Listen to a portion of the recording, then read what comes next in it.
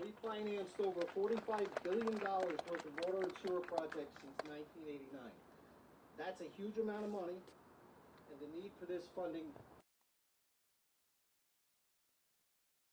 How do we do it? We do it with our small but mighty team, and it's thrilling that we're here as we approach Labor Day, as this is truly a celebration of the hard work and dedication of the ESC team.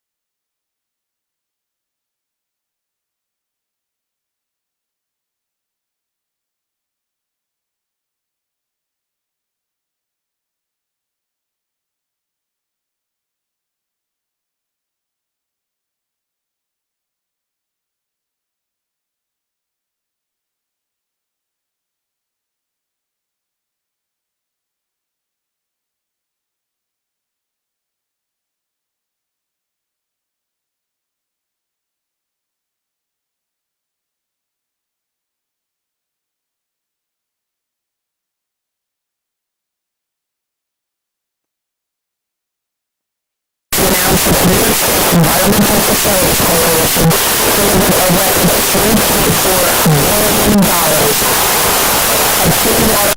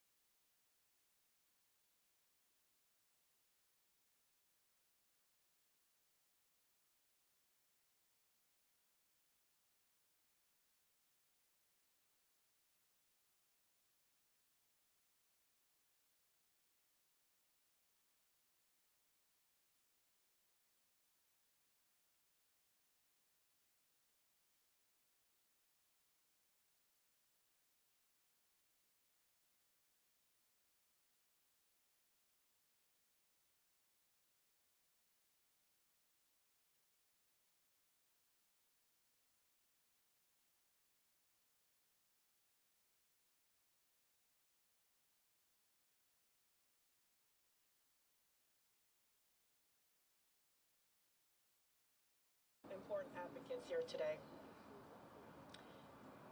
New York State revolving funds have never been stronger. Every federal dollar we receive is turned into more than $3 of investment in New York's clean water infrastructure through smart financing, bond sales, and reinvestment. Repayments of principal and interest to EFC provide recurring revenue so we can offer financing to additional communities to rehabilitate, replace, and modernize aging infrastructure in New York State. And we made it all affordable.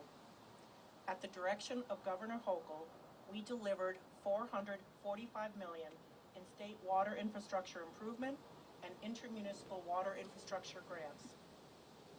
That was just in state fiscal year 2025.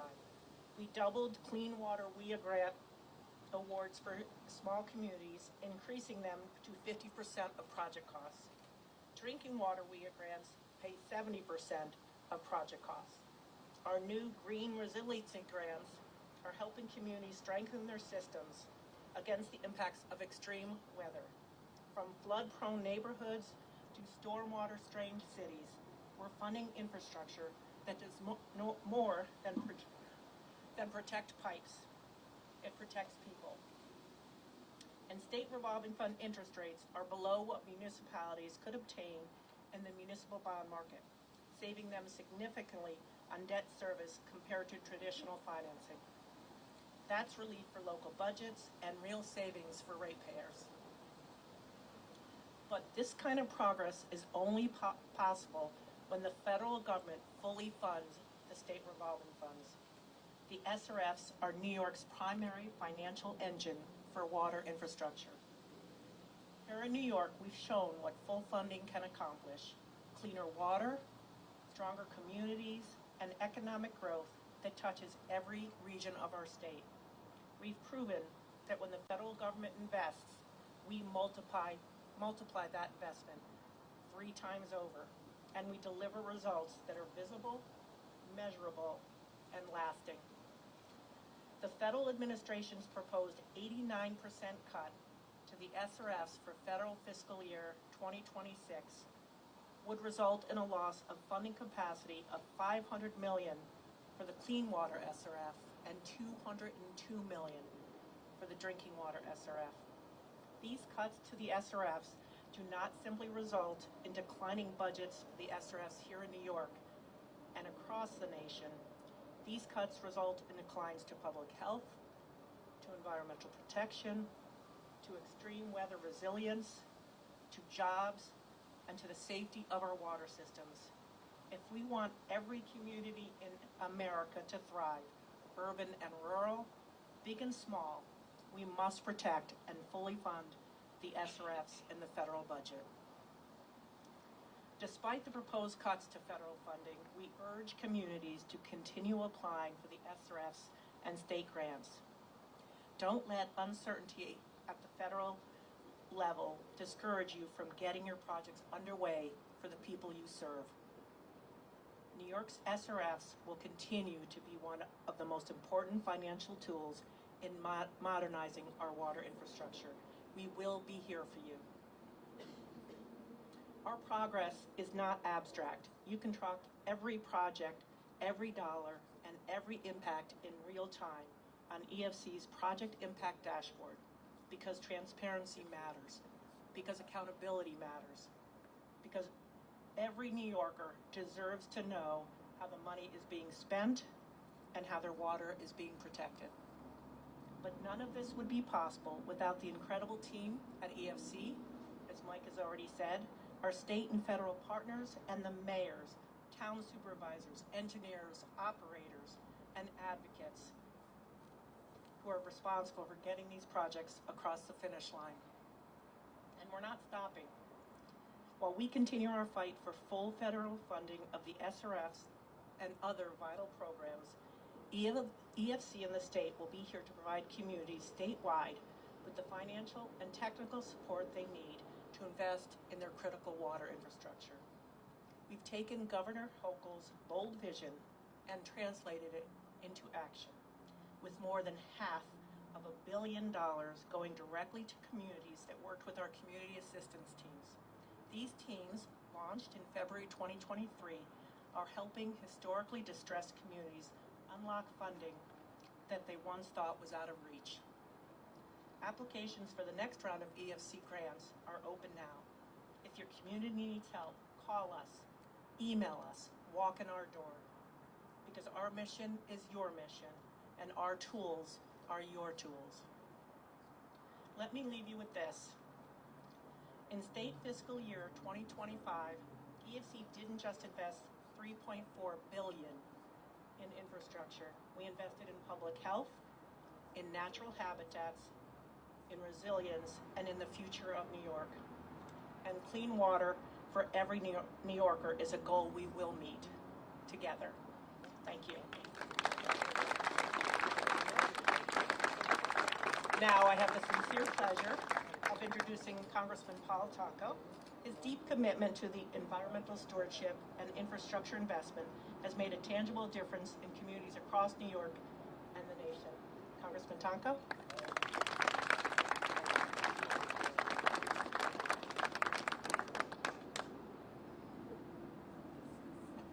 Well, good morning, everyone. What a great location to host this press conference. Reminded of the strength of our waterways in New York and the abundance of water that we have, which is an asset that we need to protect and promote. And so we thank you for your leadership, Maureen. As CEO and President at EFC, I know how important that role is, and you do it so well. And we thank you for your determination and that drive forward that you mentioned in your closing comments that indicated that we're not done. We're still going to do more powerful things, and we won't let people that are clueless about the importance of these investments to indeed stop us.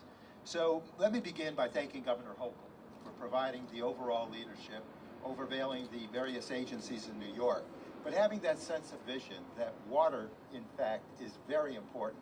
You mentioned all the ripple effect, no pun intended, of all the benefits that come from these investments, and I would include jobs too. Sound-paying jobs. When we did our hearings along the Eastern Seaboard about investment in SRFs and various infrastructure, one of the surprise efforts was being acquainted with the concern for water infrastructure jobs that are not getting filled because people have not paid attention to that career path and an important role that they play to keep our community's water supplies safe, abundant, and available. And so it's another bit of investment, I think, that is warranted of our attention. So I thank you for that. So we thank the governor for that overall vision for the map of New York, the people of New York, so incredibly important to households and businesses if we're going to advertise as a state ready to open up for new opportunity. I also do thank EFC again for their role in getting the dollars out the door and networking with people through the SRF. Thank you to Commissioner Lefton and as our DEC head and Commissioner McDonald for the Health Department for your, again, skillful leadership in making certain that we address these issues that are critically important, that are based to water policy and health policy. And to Secretary of State Mosley, thank you also for your leadership in an agency that plays a vital role with local communities. Our public health and our economy depend on New Yorkers having access to clean, reliable, and affordable water. As I indicated, it's quite important to make certain that we have a laser-sharp focus on these issues. It is one of the most important services that our local governments provide, and it cannot be done without the support of critical federal and state resources and partnerships. In Congress, I'm very proud of my work over the past 12 years as the top Democrat on the Environment Subcommittee in the House, which has jurisdiction over the Safe Drinking Water Act. We network with a number of advocates who really are concerned about moving forward with an aggressiveness. I can recall decades ago when I first entered public service as an elected official, serving on my county board, and I can clearly state with great confidence that the partnership, the resources coming from Washington were much more lucrative in that time span. They understood the importance of clean water, and we need to get back to that sort of logical thinking. And certainly, when you deal with the advocates in Washington, there are many approaches people take to make certain that we get focus onto the commodity of water. One of my favorite pins from those advocates is a simple pin with a great message. Water is sexy. Unfortunately, I left the pin behind in Washington. I should have worn it today. Water is sexy. And you know, the subcommittee that I serve in as a leading Democratic voice was instrumental in the enactment of the Infrastructure Investment and Jobs Act in 2021, which made historic investments in this nation's water systems. I've visited so many water systems throughout the state, and I know our infrastructure is aging. Did it along the eastern seaboard. Whether it's calcification from within or corrosion from without, there is a concern that we need to have about the infrastructure replacement that allows for the systems to modernize and maintain their mission statement. There's a tremendous backlog for maintenance and modernization projects that need to be funded if we want to bring our water systems into the 21st century. And it was that IIJA, the Investment in Jobs Act, that really drove that agenda. It was a down payment, as I would refer to it, by President Biden and his leadership team, working with the Hill in Washington with Congress to make certain that we began in those efforts to show that there is a valuable asset worth investing in, and that we had trailed in our partnership in a way that failed in its efforts to maintain what should have been a much more lucrative outcome. So the IIJA investments were intended to be a down payment to not only upgrade our drinking and wastewater infrastructure, but to address a whole suite of water-related issues. Getting the lead pipes out of our systems, which is a health issue. Getting the lead pipes out of those systems protects us from emerging contaminants, such as PFAS, and improving the resilience of our systems from the threat of climate change. Today, we're continuing to reap the rewards of that historic federal investment. It was a visionary thing. It was one that brought us closer to reality in terms of partnership with our local states, state partnerships and local governments. But $3.4 billion that we're celebrating today would not have been possible had the state not been an equally committed partner, if not beyond committed, making federal dollars stretch further by turning each federal dollar into, as was indicated by President Coleman, $3 through state matching funds, bonds, and other financing tools. While I'm very excited to celebrate today, I also recognize that there is still much more work to do to achieve better water quality and affordability. And that must start with the federal government maintaining its commitment to local and state governments for providing its fair share of resources. Now, there's a lot of talk lately about what the feds can do to help communities. I say, get into the investments that have been routine, traditional, and absolutely legitimate. Fund the local governments and their agenda the way it was intended. Let Washington be a good partner. We don't need to go farther than that responsibility. So I say, do your fair thing and get it done. Let's make the incentives that are out there continue to work so that we can have that historic amount of investment. I'm very concerned that the Trump administration has signaled its intention to walk away from the federal partnership with New York and other states. That historic IIJA funding boost is going to expire next year, and there has yet to be a commitment to maintaining those supplemental funding levels. In fact, things could get much worse.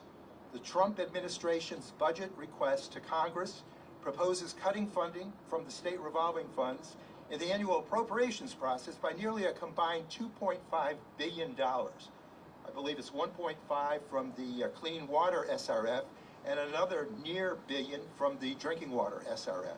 Totally unacceptable.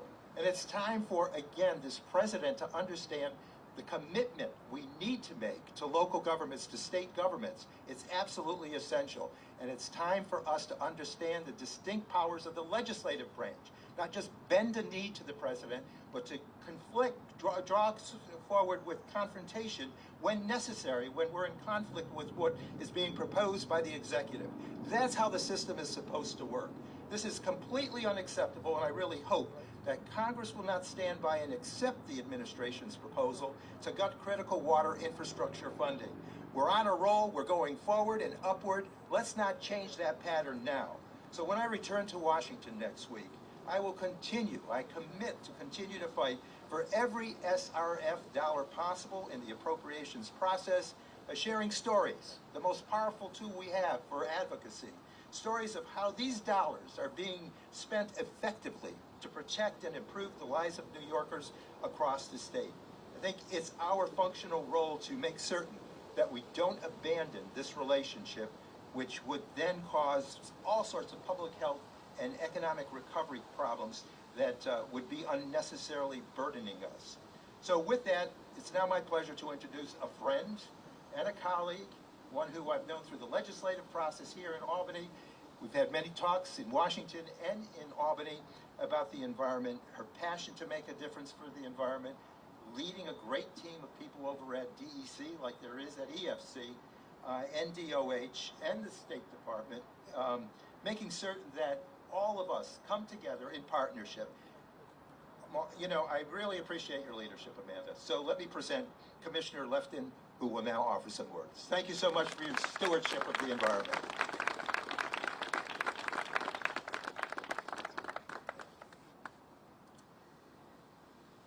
Boy, I really hate to follow Congressman Paul Tonko. He's really such a passionate leader for his constituents, for his community, for New York, and of course for the environment. And we are so lucky to have him fighting in Washington and fighting for us. And I'm proud to call him a colleague and a friend. I'm also proud to be his constituent, I will say.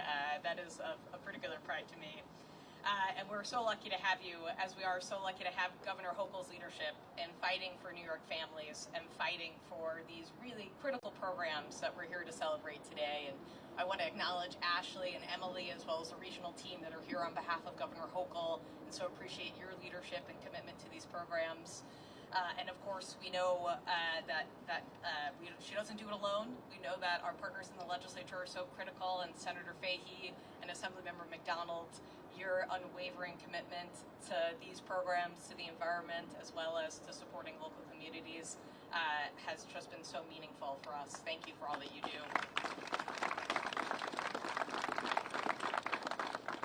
And we know just as important are our friends in the advocacy community that have fought for so many years for the continuation of these programs. And I want to acknowledge them here today. Adrienne Esposito from Citizens Campaign for the Environment. She's a force.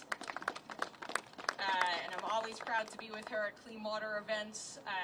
Bill Alfelter and Jessica Otney from the Nature Conservancy, who've just been incredible leaders in talking about the importance of this for many years, as well as Julie Tai, the president of the League of Conservation Voters. Really, your groups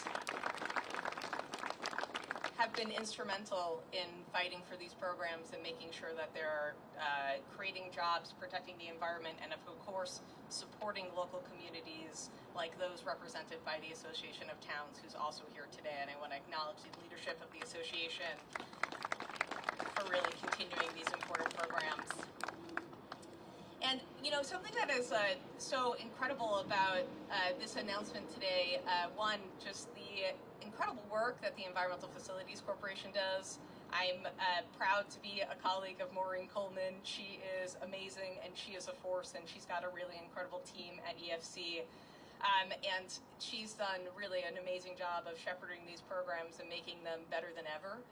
You know, we talk about sort of the enormity of this massive, over $3 billion investment in 1 year. I mean, that's an amazing undertaking and a huge increase from last year. But it's not just the fact that they're putting the money out the door, but it's how they do it, in a way to support local communities, in a way to make sure that it's really addressing underlying challenges of water quality, and also just doing it in a way that really supports the goals of these programs. So just a huge up to EFC, as well as the Department of Health and the Department of State. We're also proud to work together and to make sure that these programs are really successful, and I'm proud to be a part of EFC's board. And you know, as we talk about the investments of these programs, I think we can't forget the why. And the why from DEC's perspective of it is what's right behind us. We know that the importance of investing in clean water infrastructure is so essential for public safety, essential for public health, and so essential for ensuring that we're restoring our natural resources of the state. And like the Hudson River behind us, we know that when we invest in clean water infrastructure and ensure that it's maintained well and functioning properly, that means that we're going to have a massive benefit to our natural resources and ensure that we can really clean up our water.